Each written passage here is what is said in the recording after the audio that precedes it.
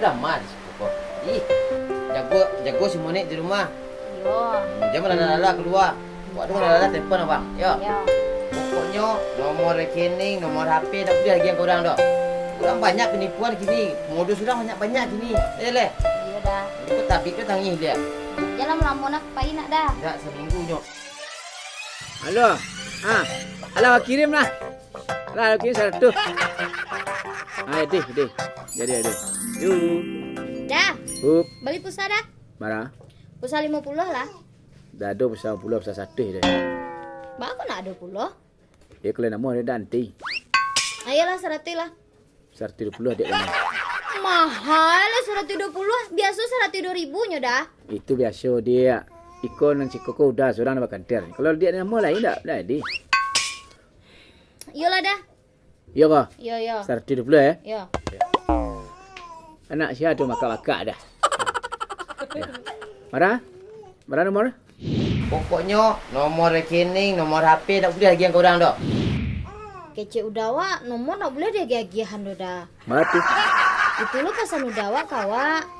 Oh ya, kalau dia nak dia kiriman nomor dia kembali tu bah dia cara kembali pulsa lah. Macam dia. Ha?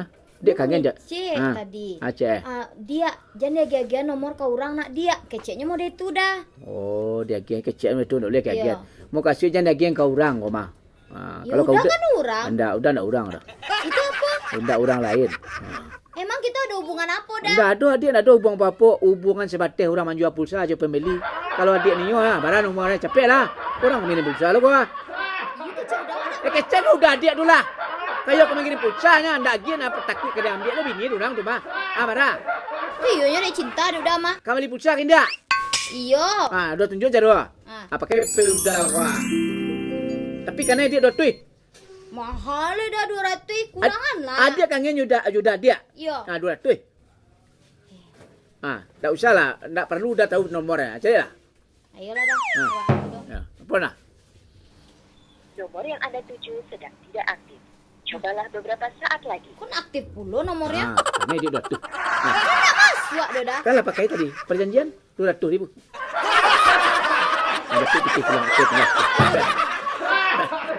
Capek lah. Lah, kalau nak jadi tindak mangga aja bawa namanya kok.